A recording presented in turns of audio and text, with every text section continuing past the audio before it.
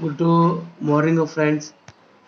ಇವತ್ತು ನಾವು ವಿತ್ತ ಕ್ಲಾಸಸ್ ಅಂದರೆ ಒಂದು ವಾಕ್ಯದಲ್ಲಿ ಮತ್ತೊಂದು ವಾಕ್ಯವನ್ನು ಸೇರಿದಾಗ ಅದು ಉಪವಾಕ್ಯ ಆಗುತ್ತೆ.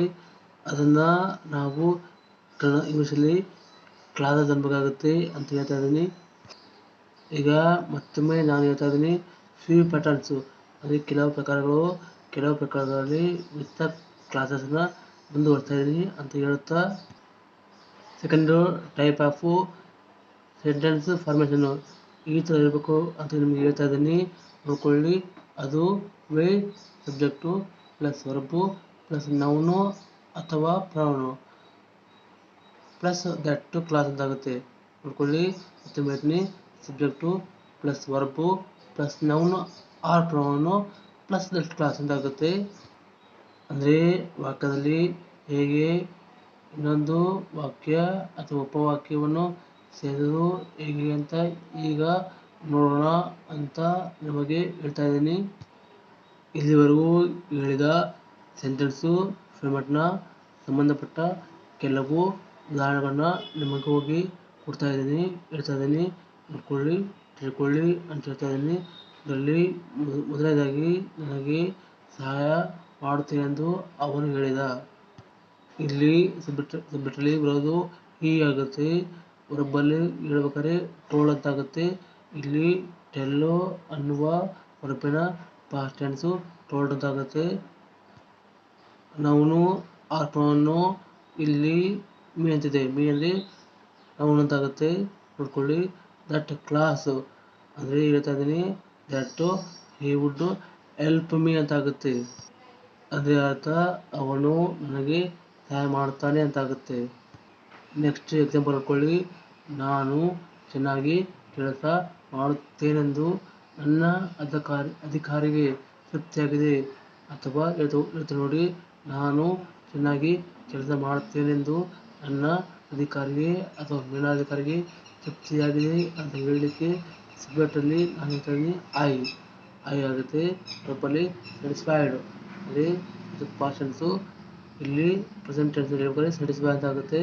ಪಾಸ್ಟ್ ಟೆನ್ಸಲ್ಲಿ ಸ್ಯಾಟಿಸ್ಫೈಡ್ ಆಗುತ್ತೆ. I satisfied my officers. ಇಲ್ಲಿ ಆಫೀಸರ್ಸು ಅನ್ನೋದು ಪ್ರೌನ್ ಆಗುತ್ತೆ. ನಂತರ ದಟ್ ಕ್ಲಾಸು ಅಂದರೆ that I could work well ಅಂತ ಹೇಳೋಕ್ಕಾಗುತ್ತೆ. I satisfied my work officers that I could work well ಅಂತ ಹೇಳೋಕ್ಕಾಗುತ್ತೆ ಅಂತ ಹೇಳ್ತಾ ಇದ್ದೀನಿ.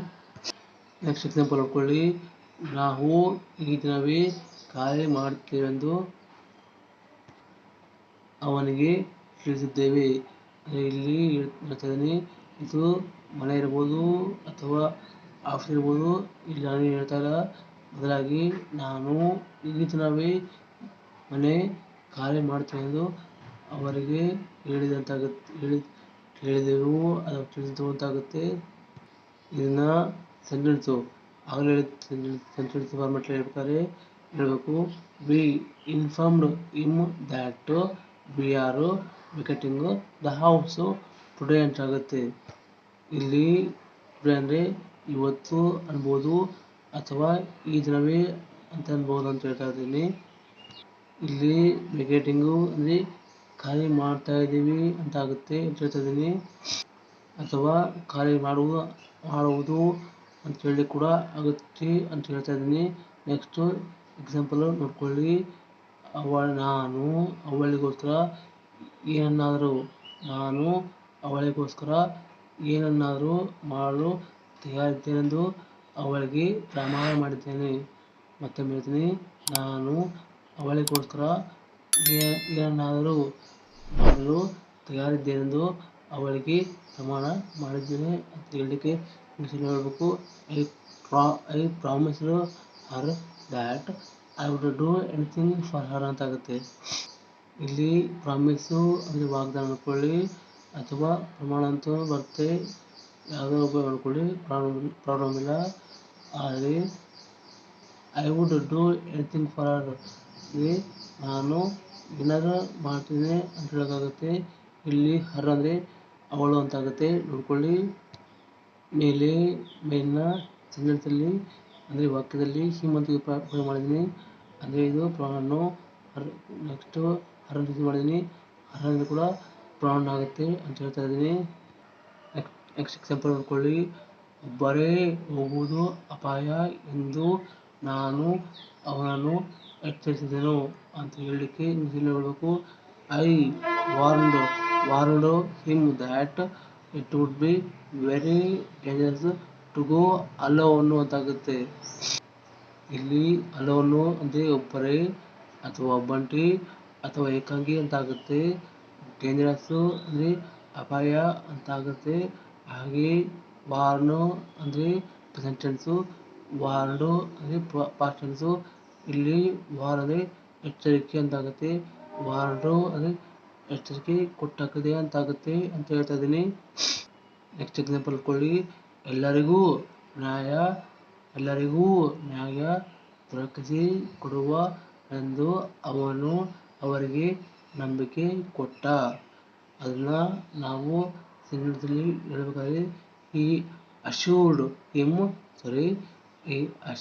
them that he will provide justice to them all ಅಂತಾಗುತ್ತೆ. ಇಲ್ಲಿ ಜಸ್ಟಿಸು ನ್ಯಾಯ, ಪ್ರೊವೈಡು ಅಂದರೆ ದೊರಕಿಸಿಕೊಡುವುದು ಅಂತಾಗುತ್ತೆ. ಹಾಗೆ ಪ್ರೊವೈಡು ಅಂದರೆ ಒದಗಿಸಿಕೊಡುವುದು ಅಂತಾಗುತ್ತೆ. ಇನ್ನೊಂದು ಅಶ್ಯೂರ್ಡ್ ಅಂದರೆ ನಂಬಿಕೆ ಕೊಡುವುದು ಅಂತಾಗುತ್ತೆ ಅಥವಾ ಗ್ಯಾರಂಟಿ ಕೊಡುವುದು ಅಂತಾಗುತ್ತೆ. ಹಾಗೆ ದೆಮ್ಮು ಅಂದರೆ ಕನ್ನಡದಲ್ಲಿ ಅವರಿಗೆ ಅಥವಾ ಅವರು ಅಂತಾಗುತ್ತೆ ಅಂತ ಹೇಳ್ತಾ ಇದ್ದೀನಿ. ಈ ಅಂದರೆ ಗೊತ್ತು, ಅವನು ಅಂತ ಅರ್ಥ ಬರುತ್ತೆ ಅಂತ ಹೇಳ್ತಾ ಇದ್ದೀನಿ. ಅಂದರೆ ಇಲ್ಲಿಗೆ ಸಾಕು. ರಿಮೈನಿಂಗು ಎಕ್ಸಾಂಪಲ್ಸ್ ಟುಮಾರೋ ಅಂದರೆ ಈ ಥರದ sentence format and corresponding examples. Once again I am going to say discuss tomorrow. So ನಾಳೆ ಬೆಳಗ್ಗೆ ಮತ್ತೆ ಸಿಗೋಣ. ಆಗಲೂ ಕೂಡ ಇಂಗ್ಲೀಷ್ನಲ್ಲಿರುವ ಫ್ಯೂ ಪ್ಯಾಟರ್ನ್ಸು ಅಂದರೆ ಕೆಲವು ಪ್ರಕಾರಗಳು ಮತ್ತು ಅವುಗಳ ಜೊತೆಗೆ ವಾಕ್ಯಗಳನ್ನ ರಚನೆ ಮಾಡೋಣ ಮತ್ತು ಕಲಿಯೋಣ. ನೋಡ್ತಾ ಇರೋರು ಪೂರ್ತಿಯಾಗಿ ನೋಡಿ, ಅಂದರೆ ಗೊತ್ತಾಗುತ್ತೆ, ತಿಳ್ಕೊಂಡಾದ್ಮೇಲೆ ಬುದ್ಧಿವಂತ ಆಗ್ತೀರ. ಕೊನೆಗೆ ನಮ್ಮ ಚಾನಲ್ಗೆ ಸಬ್ಸ್ಕ್ರೈಬ್ ಮಾಡಿ ಸಹಾಯ ಮಾಡಿ, ಲೈಕ್ ಮಾಡಿ ಮತ್ತು ಫ್ರೆಂಡ್ಸ್ಗೆ ಶೇರ್ ಮಾಡಿ. My last word is thank you very very much. Bye, take care.